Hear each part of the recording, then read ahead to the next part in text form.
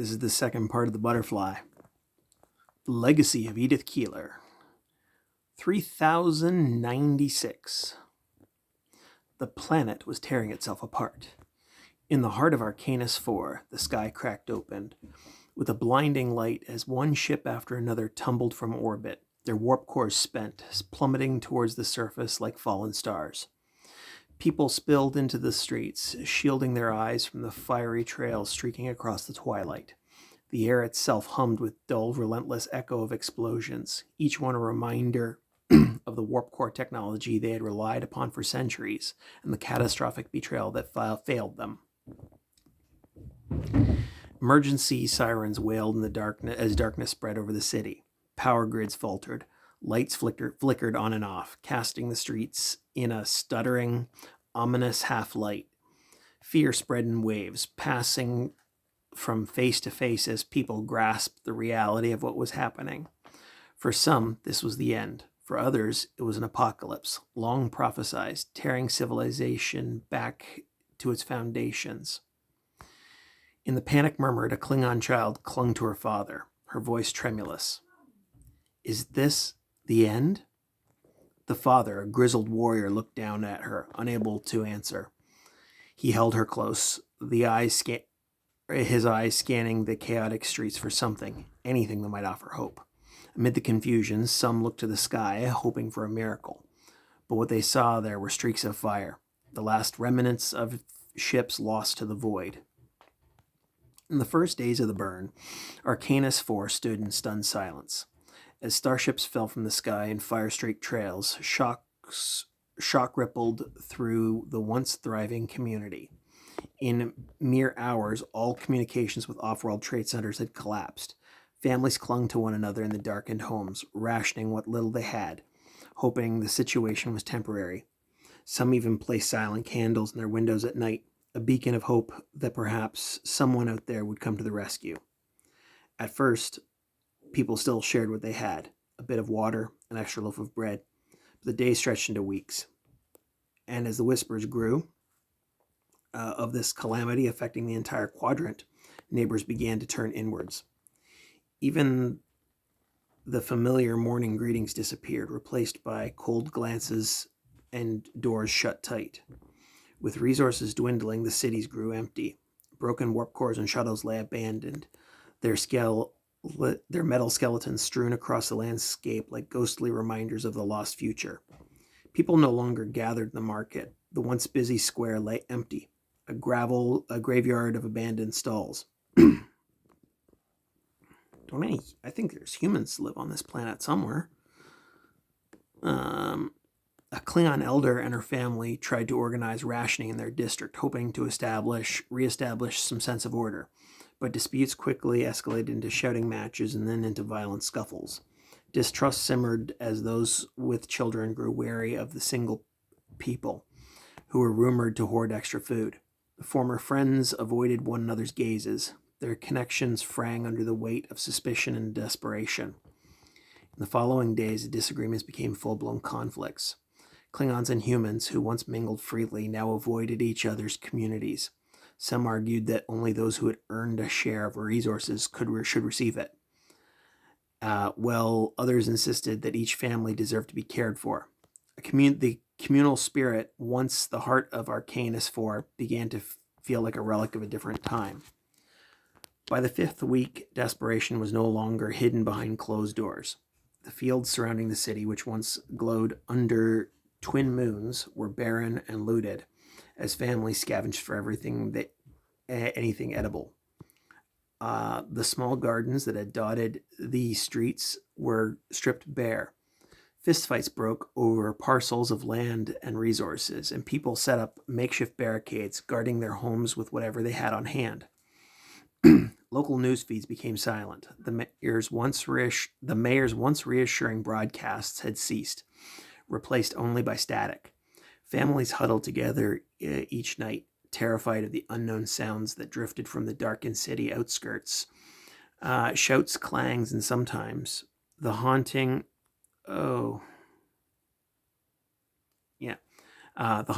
echo of a lone instrument, as if some distant soul was playing a requiem for their civilizations. Children, once carefree, watched their parents with wide, haunted eyes. They whispered in hushed tones about their heroes from storybooks, asking if someone might come and save them.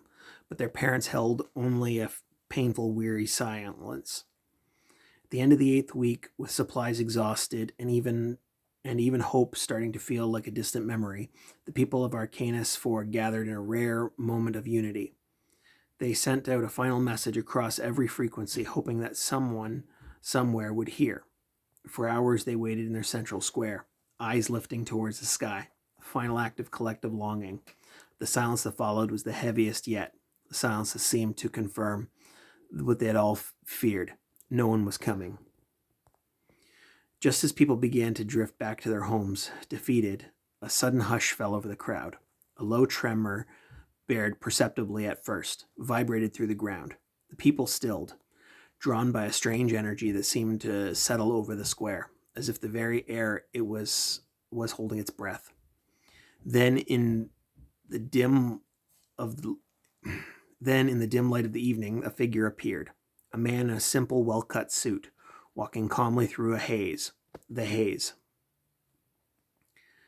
He moved with a grace that seemed to part the crowd effortlessly, his presence commanding yet somehow comforting. He stopped in the center of the square, his face calm, eyes sharp and penetrating. There was a quiet authority about him, something that transcended the turmoil around him. He looked at the faces of the people, the Klingons with their proud and weary expressions, the humans with their haunted eyes, and the children clinging to their parents, silent in awe. A young Klingon clutching her mother's hand broke the silence, a voice barely whisper, Who is he? The man's gaze softened as he looked over her, and then he addressed them all, his voice carrying over the crowd with a resonance that cut through the despair. My name is Gary 7. I'm an ambassador for the United Federation of Planets envoy from Aegis. I know your world has fallen into darkness. That hope seems to like a distant memory. But I have come to tell you a story. A story of a woman who once lived through the times even darker than these, who found a way to believe in others, to rebuild from the ashes. The crowd listened, spellbound, as Gary spoke of Edith Keeler, a woman who lived in the slums of the Depression-era New York. He painted a picture of the world. The gray streets, the empty factories, the lines of people waiting for bread. He described how Edith, without wealth or power, opened a shelter and gave people hope. She didn't lead armies or make grand speeches, but she changed lives, simply seeing the worth in every person and by helping them to help each other.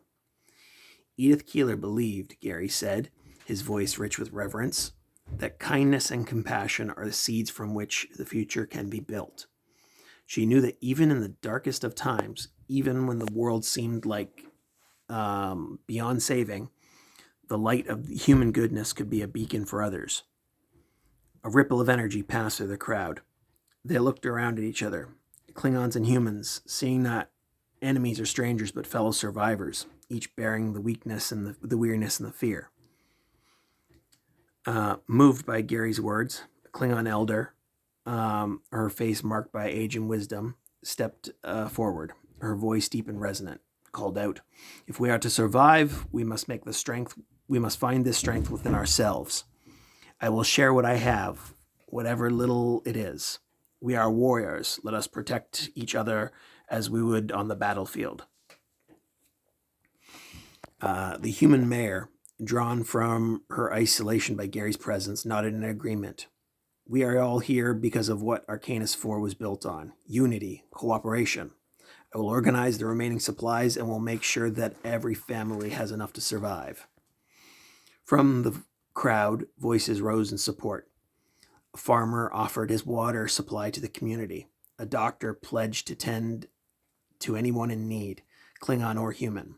Slowly, the people of Arcanus 4 began to remember what they had once been: a community that had chosen to live together, to work together, to survive together. Gary 7 watched, his expression softened with satisfaction. He had seen this spirit before, centuries ago, in the heart of Edith Keeler. He knew that her legacy of compassion was alive as ever, reborn in these people who had rediscovered their strength, not through force, but through unity. 3167. The city of New Arcanus awoke to a soft glow of dawn, casting light over gleaming spires and lush green spaces that stretched across landscapes. It was Edith Keeler's Day, a celebration brought together by the people of Arcanus 4 and visitors from across the galaxy. On each day this year, the inhabitants honored a woman who had lived in a different era, in a distant corner of the universe, yet whose kindness and compassion had shaped the world. Different part of the quadrant. I'll change that later. In the heart of the city stood Keeler Plaza, a sprawling place where humans, Klingons, and countless others beings paid tribute. The plaza was centered around a towering memorial, a holographic projection of Edith Keeler that stood as if she were alive among them, a serene smile on her face. Her gaze open and warm. Around her, flowers of every color had been carefully arranged in the patterns that represented both human and Klingon traditions, a merging of cultures that people spoke to the unity Keeler had come to symbolize.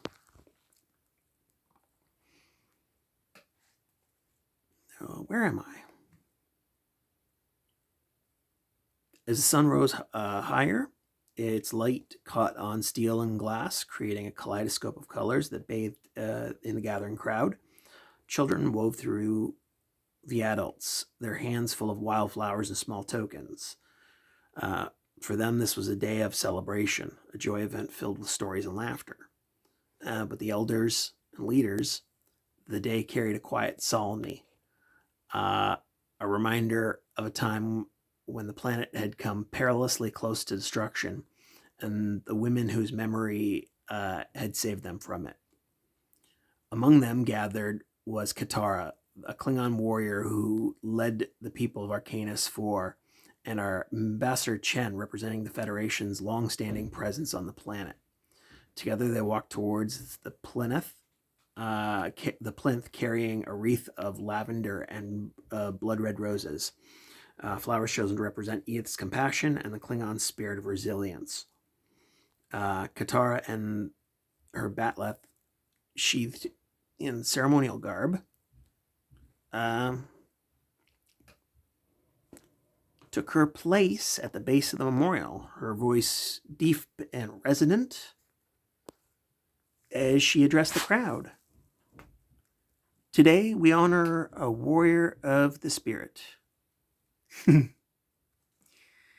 Edith Keeler, who saw the worth in every heart, she said, her words carrying through, kindness so profound that it shaped our very future. In our culture, we believe her spirit resides in Sto-vo-kor, alongside the greatest of our warriors, for she showed us that strength is found not only in courage, but in compassion. Her words resonated with the Klingons in the crowd, who had placed their fists to their chests in a show of respect, even among Klingons.